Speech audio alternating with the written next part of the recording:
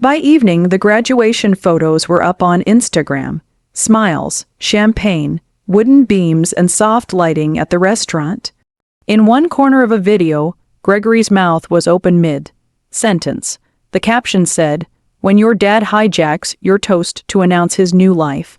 The comments multiplied. People asked if it was real. People pretended to be concerned. People who already knew pretended they didn't. Our circle had always loved gatherings. This was a feast. I didn't engage. I sat at Diana's narrow kitchen table with a legal pad and a black pen. Beside me, a stack of folders, bank statements, email printouts, 2 flash drives labeled in my own handwriting. I wrote down 3 words at the top of the page. I called my attorney, Philip. "We need a motion to compel full disclosure of any side entities," I said. He used shell names for transfers. "I can map them." Philip exhaled. "You're one step ahead, as usual. How public do you want this?" "Not a circus," I said. "But the right people should see the truth quietly." I emailed 3 people. The treasurer of a local charity whose gala Gregory once chaired, the CPA who handled year end for one of Gregory's ventures, and our country club's membership manager. No details, just, "Please direct any financial queries related to Gregory's contributions or obligations through my attorney pending proceedings." I CC'd Philip. The message was calm, surgical, final.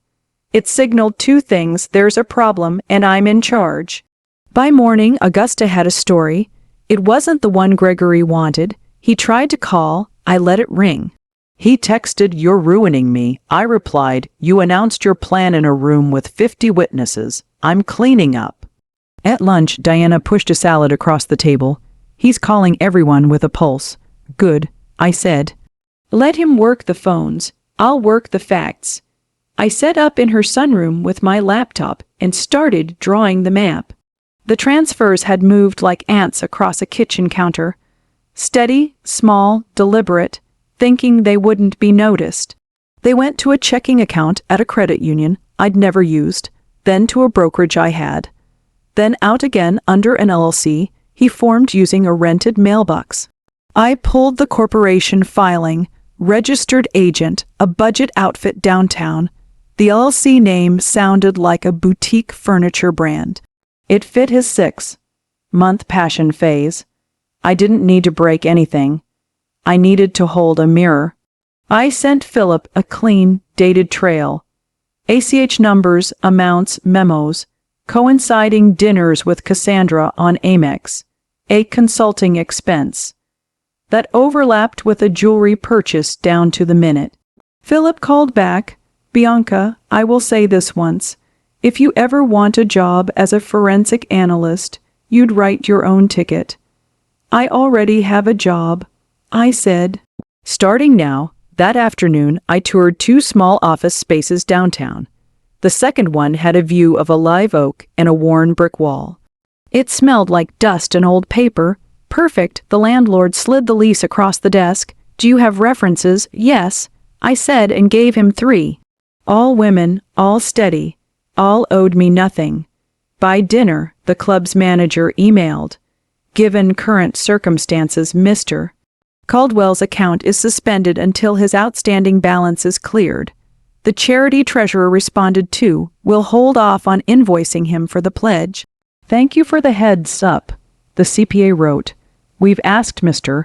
Caldwell for substantiation on several items he coded as business development." No reply yet. I closed my laptop and breathed. No spectacle, no screaming, just a small tilt of the table so the marbles rolled the other way. At 9 p.m., Amelia called from her friend's apartment. Her voice was steady. "Mom, I posted my graduation photos, but I turned off comments. Dad's texting me paragraphs. I'm not answering." "You don't have to manage his feelings," I said quietly. "Not anymore. I know." A pause. "You know Cassandra messaged me." I sat up. "What did she say?" "She said she's sorry this is hard and hopes we can coexist as women." Amelia's voice hardened. I didn't reply, but I wanted to. I smiled, though nothing was funny. Silence can be a sentence. Outside, cicadas sawed the night in half. A car door slammed somewhere down the block. A convoy of clouds moved over the moon. At 11:17 p.m., my phone buzzed again. A number I didn't know. I let it go to voicemail, then curiosity won. I pressed play. A woman's voice, low and taut. "Mrs. Caldwell, you don't know me. My name is Jennifer. I'm Cassandra's friend." A breath. "You should know Gregory gave Cassandra a pair of keys to your Savannah place." I stared at the wall.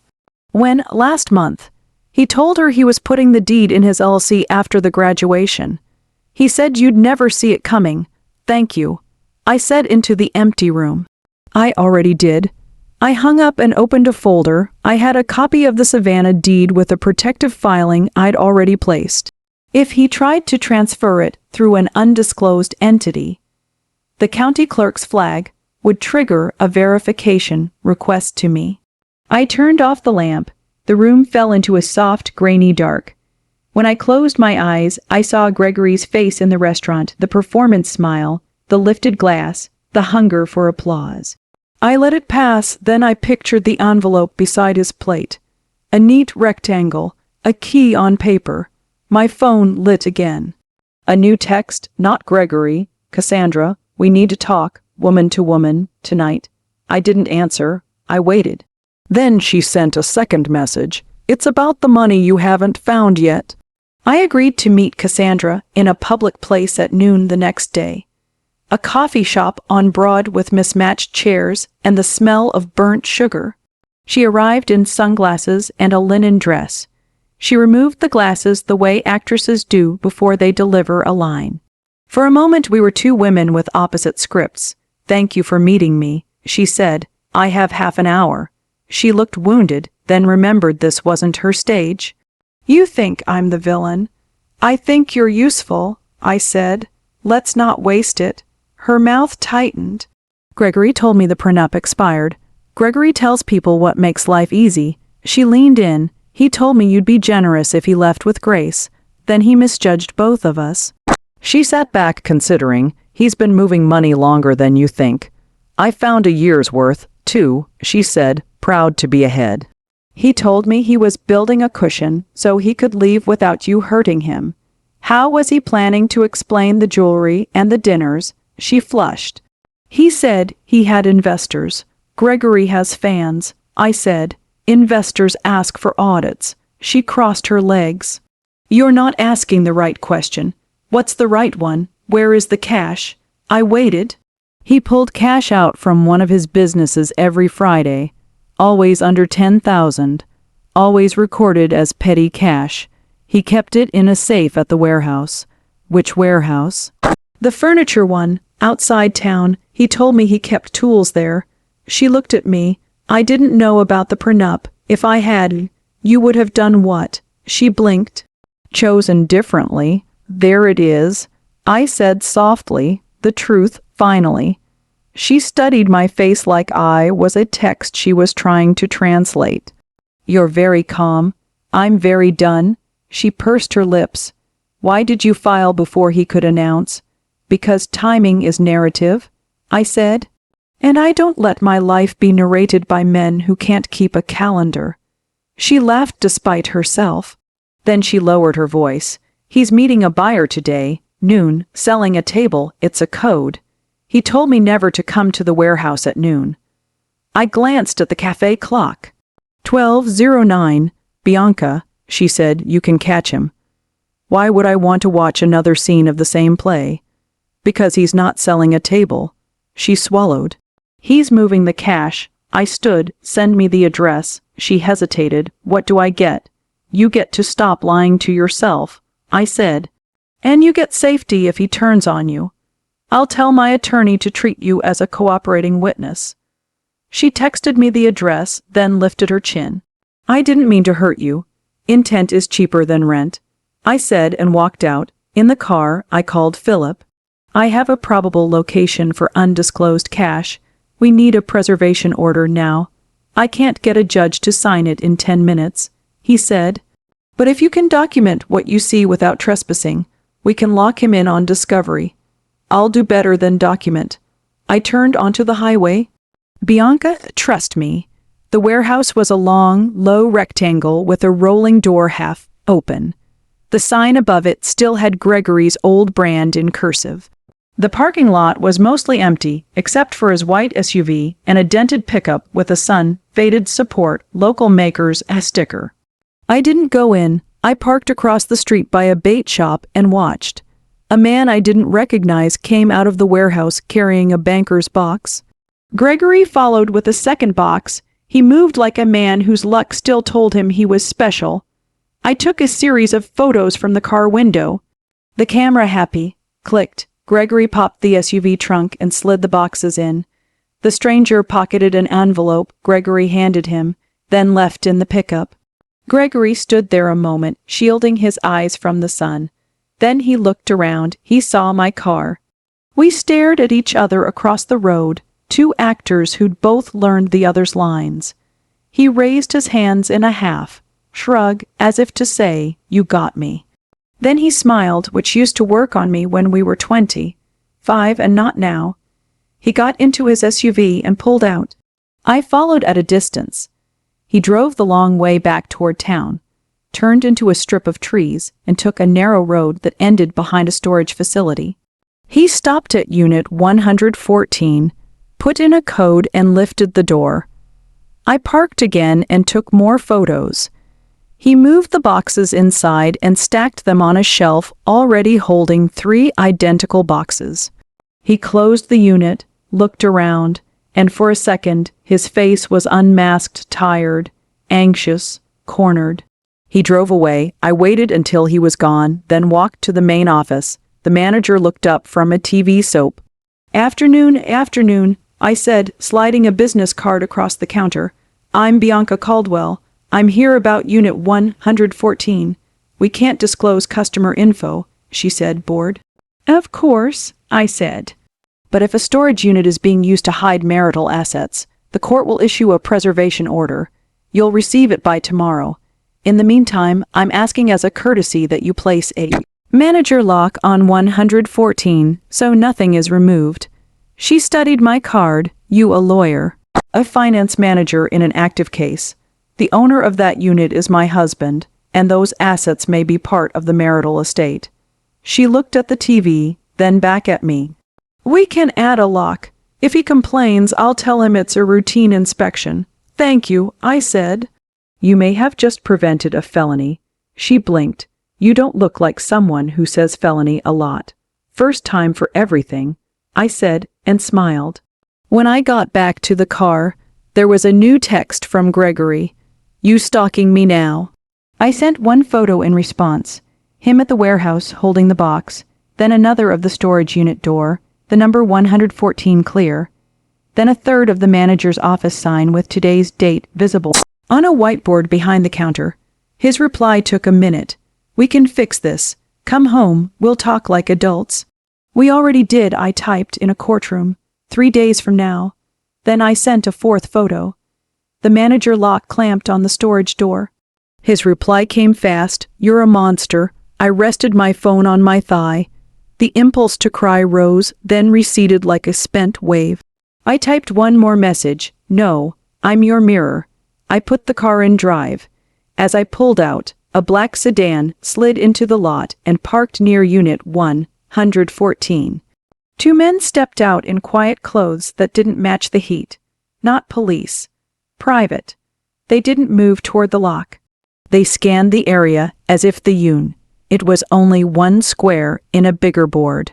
My phone buzzed. Cassandra again. He just texted me. He knows you found the storage. He's on his way to the bank. He's going to pull whatever's left. Which bank? I wrote. She replied with a name. My bank. The branch where everyone knew me by my first name. I started the engine, checked the mirror, and pressed the gas. I didn't see the black sedan pull out behind me. The bank manager, Teresa, met me in the lobby, her face tight. We received an attempt to withdraw a large sum from your joint account. She said under her breath. We froze it per the court's temporary order. Who tried? Mr. Caldwell. He was insistent. I'm sure he was. I lowered my voice. If he appears here again, please call security and ask him to leave. If he escalates, call the police. There's a court file number attached to our account. You can cite it." She nodded. "I'll note it. Are you safe?" "I am," I said, "but thank you for asking." As I turned to leave, Gregory walked in. He saw me, then looked at Teresa, then back at me like he was calculating audience size. "Bianca," he said, pitching his voice for nearby ears. "This is embarrassing. Let's not make a scene." "We don't do scenes," I said. "We do facts." He smiled at Teresa. "My wife is upset. Family matter." Teresa's expression didn't change. "Sir, we can't release funds from the joint account. It's restricted." Gregory shifted his weight. "I just need what's mine. What's yours," I said, "is determined by a document with your signature on it." His jaw tightened. "You humiliated me in front of everyone." "No," I said, "you did that. I simply didn't save you." He took a step closer. "Is this because of Amelia? Because of the restaurant? This is because you stole from our family for 2 years." I said, keeping my voice level. "But he led them through the wilderness, T. He led them through the wilderness." He looked over my shoulder. Why turn to watch more their HERTS than changing their LOC Intrastad in TION? His need for approval and his fear of exposure wrestled on his face. Exposure won. He stepped back. "You've always loved control."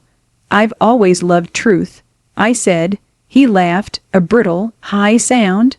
"You recorded me in my own home. In our home, I corrected in a one-party consent state." He leaned in. "You think anyone's going to care after all these years? People move on. People do." I said, "But judges don't move on. They rule." He shook his head and turned on his heel, pushing the door open too hard. The bell above it clattered. Teresa touched my arm. "Do you need us to escort you out?" "I'm fine," I said, "but if he comes back, please log it." In the parking lot, I saw them, the men from the black sedan, parked 2 rows away. One of them lifted his phone to his ear when he noticed me looking.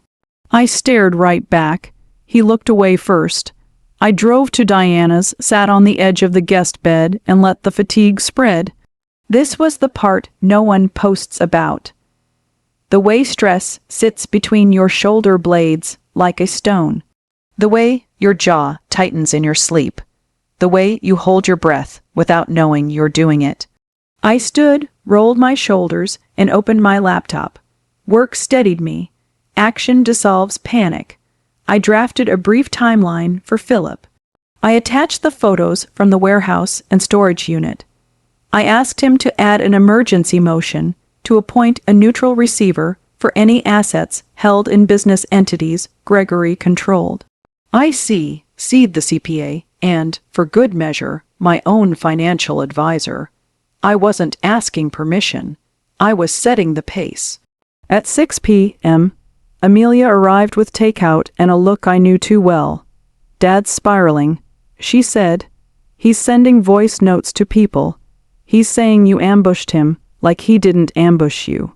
I opened the bag and took out the containers. Narratives are elastic, evidence isn't. She watched me for a long beat.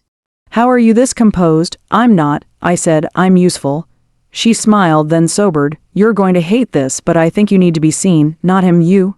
"I have zero interest in running PR." "I know, but your silence lets a story sit." "What do you suggest?" "An op-ed," she said.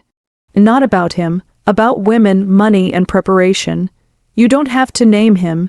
You just have to show up as you." I stared at her. In her face, I saw the girl who sorted her crayons by shade and refused to share the blue she loved most. I saw the woman who'd become. "Draft it." I said, "I'll revise." She blinked. Really, but it runs after the preliminary hearing and it asks women to act, not rage." She grinned. "You're going to break the internet without even trying." "I'm going to break a pattern," I said. At 9 p.m., my phone lit again. "Diana from the hallway, you have a visitor," she called, puzzled. "An investigator." I stepped into the living room. A man in his 50s with careful hair stood there, hat in hand, posture precise. He introduced himself as a licensed private investigator retained by, he hesitated, a concerned party, Gregory. I said he didn't confirm or deny. I'm here as a courtesy, Mrs. Caldwell. Consider this professional advice. Be careful where you go for the next few days. Your husband is angry, but these situations attract other interests, especially when there's cash. I held his gaze. The storage unit. He didn't move. I didn't say that. You didn't need to. He nodded. We're not here to harm you, but keep your doors locked and tell your lawyer to file everything fast. He paused. I've done this work 30 years. Men who need applause to breathe make desperate choices when the clapping stops. The room felt smaller. Thank you, I said. He replaced his hat. One more thing. Tell your daughter to vary her routes. My throat tightened. Understood.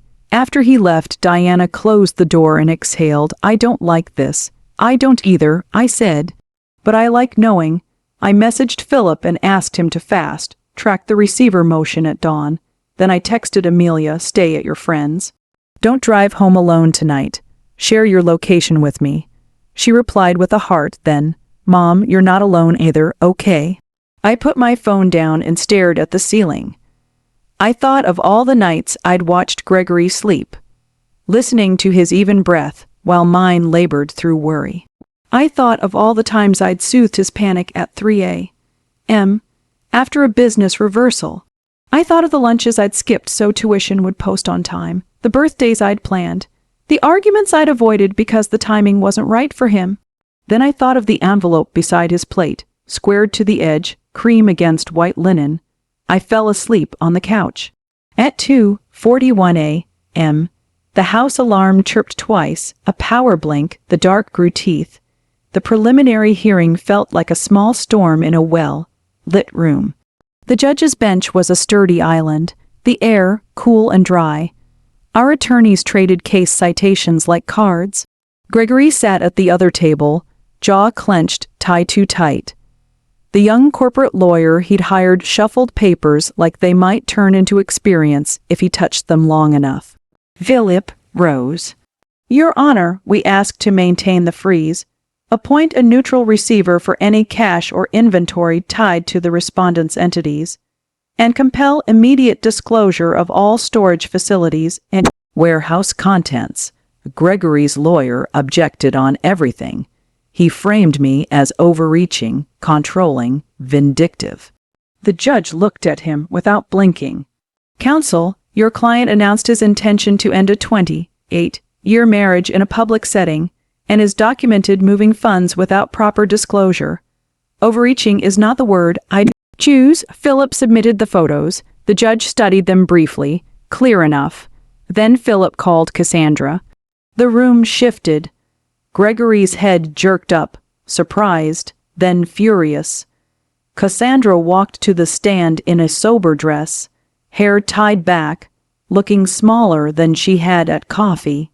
She raised her right hand and promised the truth in a voice that didn't tremble. Philip kept his questions narrow. Did Gregory discuss moving cash? Yes. Did he direct you to avoid the warehouse at noon on certain days? Yes. Did he give you keys to a property in Savannah he did not yet own outright? Yes. Did he tell you he planned to transfer that property into an LLC to keep it from Mrs. Caldwell? Yes. Gregory's lawyer objected to relevance. The judge overruled. Credibility and intent are relevant when there is a fidelity clause tied to asset conduct. She said, Proceed. Cassandra didn't look at Gregory. She looked at her hands, then at the judge, like a student who'd studied too late for a test and was now surprised she knew the answers. When Philip finished, Gregory's lawyer tried to dismantle her. He failed. Cassandra refused to get defensive. She didn't dramatize or apologize. She just told the facts like she was reciting the weather. The judge granted our motion in full. A receiver was appointed to inventory any business cash and assets. All storage units had to be disclosed by 5 p.m. The Savannah property couldn't be transferred. The joint accounts stayed frozen. When it ended, Gregory stood too fast and knocked his chair with a squeal. He walked toward me, stopped 3 feet away, and spoke in a voice only I could hear. "You turned my sister against me. Gregory," I said, "you did that. You turned my daughter against me. You did that too. You brought Cassandra into court. She brought herself." I said, "We just opened the door." He swallowed. "I was going to take care of you. I wasn't going to leave you with nothing. You were going to leave me with whatever was convenient for your image." He flinched. "You used to love me." "I did," I said, "enough to save us both, over and over." His face twisted. "You're cold. I'm clear," I said, and walked away. In the hallway, Cassandra stood alone near a window, sunglasses in her hand. She looked out at the rain. "I suppose I'm the villain now," she said without turning. "You helped today." I said, "Do that again when the receiver calls." She nodded. "He'll hate me for it, maybe," I said, "or maybe he'll hate himself and call it you." She turned to face me. "Do you ever get tired of being the adult in the room? All the time," I said, "but adults sleep better." She almost smiled, then didn't. "There's something else." She took a breath. "He told me he took out a personal line of credit secured by life insurance you didn't know about, in his name only. If he defaults, they can come after the cash value. He planned to roll it to his LLC next month." I felt a chill slide along my spine. "Thank you," I said. "Tell Philip that too." She nodded, then put on her sunglasses and walked away into the rain. I called my advisor from the courthouse steps and froze the life insurance cash value with a note that any change required my written consent. Then I called the receiver and offered a complete map of everything I'd found plus Cassandra's new piece. Diana met me at the curb with an umbrella and a fierce look. "How do you want to celebrate?" she asked. "By buying a lock for my own door," I said, "and scheduling a locksmith." We drove home, the sky cleared. A slice of sun laid itself across the street like a gold ribbon. At the house, the mailbox held a plain envelope with my name printed in block letters. No return address. Inside was a single sheet, a photo printed on cheap paper of the storage unit door. The manager lock was cut. The unit door sat open like a mouth. Below the photo, a typed line, "I called the storage facility." The manager's voice was shaky. "2 men came in with bolt cutters while I was out on lunch. I'm so sorry. I filed a report. Did they take anything?" My voice sounded like a voice on the radio, too steady, too far away. "Yes, 3 boxes, but the receiver's office came right after and sealed the rest. So the cash wasn't gone. Not all of it. They'd taken enough to sting and left enough to incriminate. The perfect Gregory ratio, messy, reckless, self-serving." I called Philip. "We need surveillance footage and a motion for sanctions. Also, alert the judge that someone interfered with assets after the order." "We're on it," he said. "You okay?" "I'm angry," I said, "and I don't like being angry." "Use it," he said. I hung up and found myself in the kitchen with my hands on the counter, palms flat. When you've spent years moderating someone else's weather, you forget your own storms are allowed. I went to the living room, opened my laptop, and wrote. I wrote the op-ed Amelia had drafted, except I didn't write an op-ed. I wrote a letter to every woman I'd met who believed that love and logistics couldn't live in the same sentence. I wrote, "Open your accounts, learn the passwords, ask the questions. If he won't answer them, that is an answer. Put aside money he can't touch. Not as a secret, as a lifeline. Don't wait for the emergency. Practice today while the lights are on." I added, "You're not controlling for wanting to know what keeps you safe. You're responsible." I ended, "Grace is not silence. Grace is clarity delivered without apology." I sent it to Amelia. She replied 8 minutes later, "It's perfect. Are you sure you want to run it with your name?" "Yes." I wrote, "No details, no revenge, just light." That night, I met with 2 clients in my half-furnished office. One was a widow who'd never seen a 401k statement. The other was a small, business owner whose husband handled the books until he ran off with a bartender, and also the petty cash. I outlined simple structures, mapped their priorities, broke down the work into clear, doable steps. When I finished, the widow cried, not because she was sad, because someone had put a ladder in the room. After they left, I turned off the lamp and lingered by the window. A man in a baseball cap stood across the street under a streetlight, pretending to look at his phone. It could have been anyone. It could have been no one. My skin prickled anyway. Footsteps sounded on the stairs. I turned, heart stuttering, but it was just the landlord checking the fire alarms for the next day. He saw my face and lifted his hands. Sorry, didn't mean to startle you. I startle easily this week, I said. He hesitated. I can install a camera at your door. No charge, thank you. I said, please do. On my way home, Amelia called. Mom, are you sure about that letter? Yes. It'll make waves. Good, I said. I'm a swimmer. 2 days later, the paper ran it online with a simple headline. A photo of my hands, not my face, on a ledger. Within hours, my inbox filled. Women wrote from neighborhoods I'd never been to, and neighborhoods I knew too well. They weren't asking for gossip. They were asking for checklists. Gregory texted at midnight, nice stunt. You're humiliating me publicly without saying my name, classy. Your humiliation is a side effect of my honesty, I wrote. Stop confusing the two. He sent nothing back. The next morning, the receiver filed his first report. 3 storage units, 1 warehouse, 2 accounts undisclosed until the order. The report noted material cash withdrawals and an attempted interference with sealed property.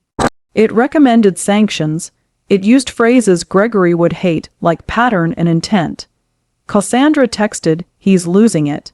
He says you made him do this. Take care of yourself, I replied, and document everything he sends you.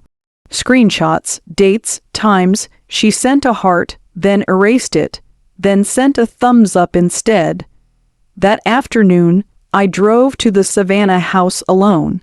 The Spanish moss hung lower than I remembered, a curtain half drawn. I unlocked the door and stepped into silence.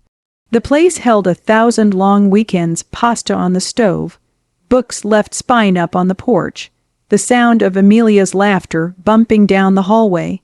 I walked to the back and checked the patio door. Scratches on the lock, a smear on the glass that could have been a hand. My chest tightened. Someone had tried to enter. Maybe they had. Maybe they'd stood in the living room, looking at our framed photos, deciding whether to hate me or envy me. I called a locksmith and installed reinforced locks and a security system. I put fresh sheets on the bed. I brewed coffee like I lived there. On the porch, a gull cried and went still. A car idled 2 houses down. I watched it in the glass reflection. It watched me back. I sipped the coffee and thought about Bianca of 5 years ago, who would have had a stomachache for a month and told no one. I thought about Bianca of 2 months ago, who would have planned a response that made the fewest people uncomfortable. Then I thought about Bianca of this morning, who told the truth and let the comfort fall where it may. The car drove away. I didn't exhale until it turned the corner. By dusk, the sky turned coral, then ash. I set the alarm and locked the door. On the drive back, my phone buzzed. An unknown number. I let it go to voicemail, then listened. A woman's voice, calm, warm, precise. Mrs. Caldwell, this is Dr. Ethan Morin. I'm a clinical psychologist at the university. I had a community workshop on financial resilience after crisis. Your letter was sent to me by 6 different women today. Would you consider speaking to our group next month? It's small, no press, just practical help. I replayed the message. Twice, the name was familiar. Diana had mentioned him, a colleague who ran programs that actually helped people instead of just giving them handouts and slogans. I saved the voicemail, then I dialed back. Ethan met me in a campus office that smelled like books and eucalyptus. He was in his mid 50s, tall, a little rumpled, with careful eyes. He didn't look at me like a rescuer. He looked at me like a colleague. "I'm grateful you called back," he said. "Your letter did something rare. It made people move." "I don't want to be anyone's symbol," I said. "I want women to know where their passwords are." He smiled. "That's exactly why I want you." We talked for an hour about structure, not slogans. He didn't ask for my story. He asked for my frameworks. He didn't praise my courage. He asked about my checklists and how to scale them. At the door he paused. "I don't know your circumstances. I don't need to. But if you ever feel unsafe on campus or in your office, call me. We have security resources people don't know about." "I'm fine," I said automatically. He nodded. "Then I'll believe you until you tell me otherwise." I walked out lighter than I had in weeks, which scared me. Lightness felt like forgetting to watch the door. Lightness felt like leaving cash on a table. On the day of the receiver's inspection at the warehouse, Gregory was there, neck tendons tight, performative smile gone.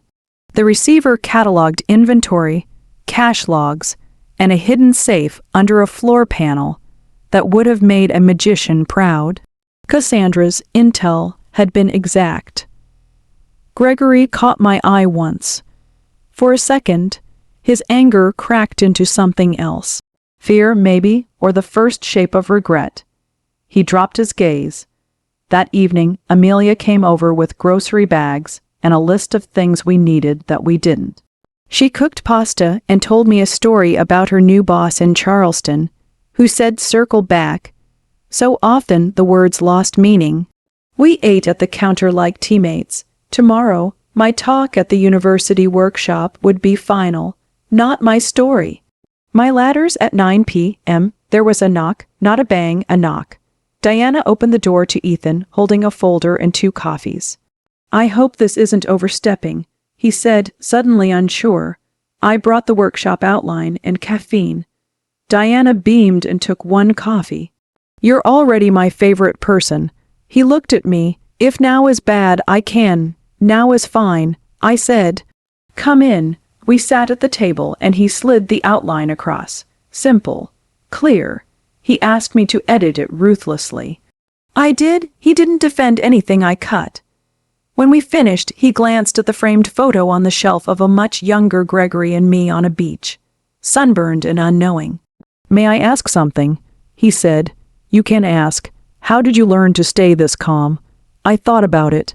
"By not being calm for a long time," I said, "and practicing what to do when calm returns." He nodded slowly.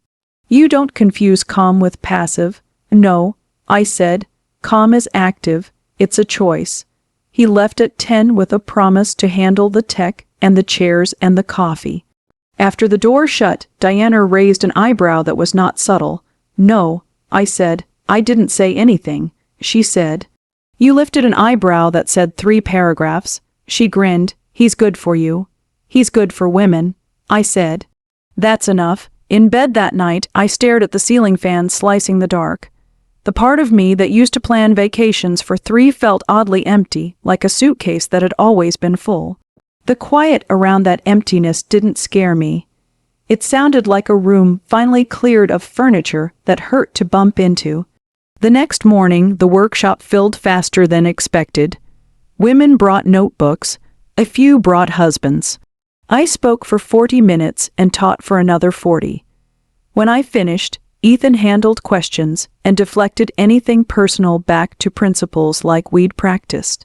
A woman in the front row raised her hand. "What if he says I'm controlling for wanting to know the accounts?" "Say you won't be a good partner if you don't understand your own life," I said. "Then ask for the logins. If he refuses, put away $20 a week until you have 6 months of rent. And tell someone you trust. Secrets are where harm grows." After, Ethan walked me to my car. "You did well," I taught. I said, "That's my language." He hesitated, then said, "Coffee sometime, off campus, not for work." I met his eyes. There it was, the slow hinge of a door I didn't think I'd open again. "Sometime," I said. "Not today, not today," he agreed. That afternoon, the court scheduled the final hearing for our anniversary. My chest went hot, then cold. poetry edged with anger, I drove to the Savannah house again, this time with a bag of tools, a small safe, and a list. I changed what needed changing. I labeled what needed labeling. I fed the alarm code into my fingers until it felt like a prayer.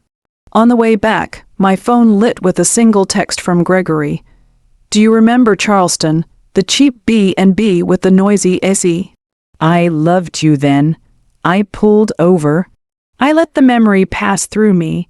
A room with peeling paint, a window that wouldn't close, the two of us young and poor and absolutely certain the world would bend to our ridiculous plans. I didn't argue with him. I didn't comfort him. I didn't answer at all. That night, I dreamed of the restaurant again. But this time, it wasn't him announcing.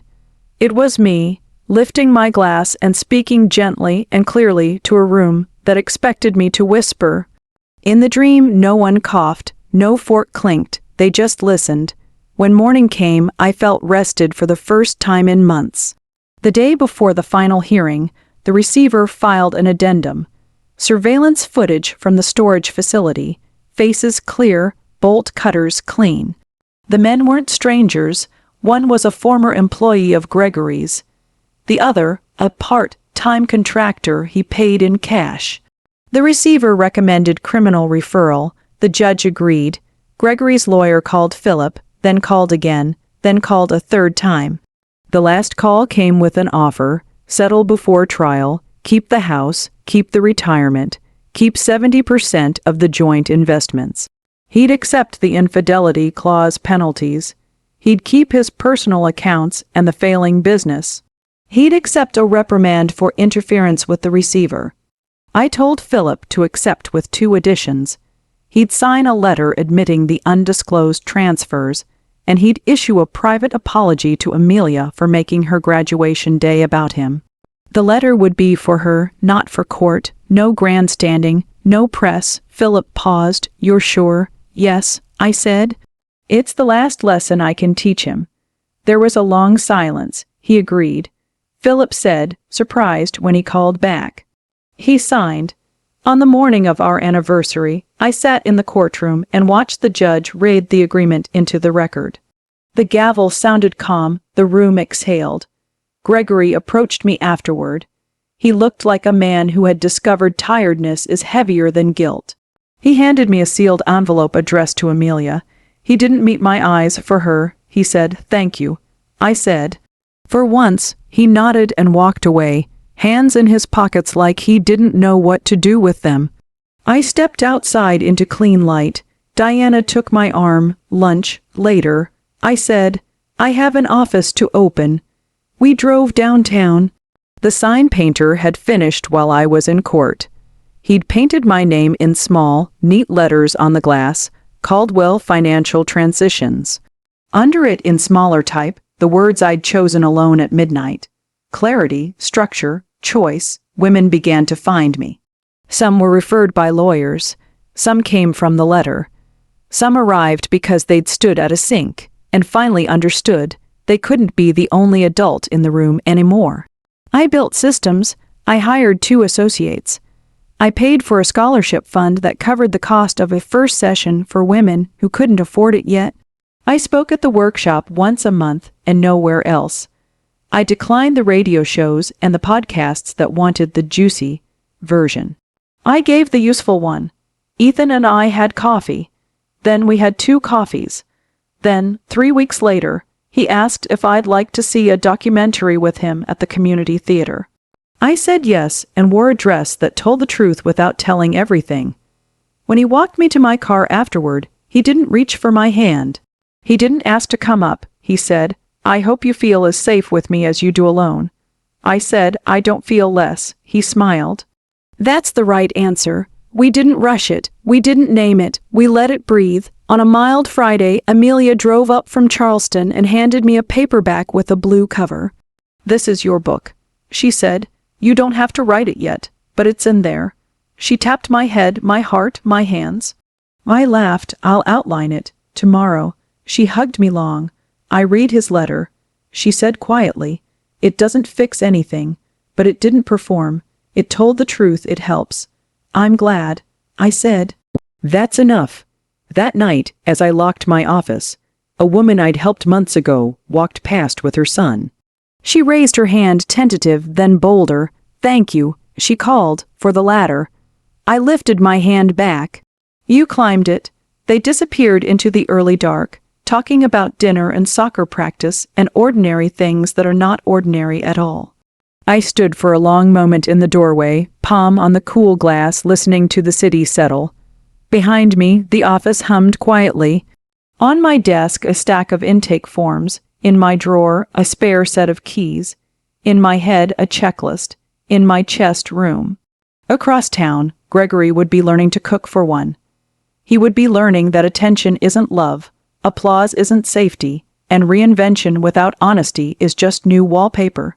Across town, Cassandra would be choosing better. I wanted to believe that for her, not because she'd earned my forgiveness, but because I refused to let his story be the only one that changes. I walked to my car and looked up at the sign again. It wasn't big. It didn't need to be. It said what it had to say. I started the engine, rolled down the window, and let the air in. The night felt new, not perfect, not repaired. New, and that was enough to build on.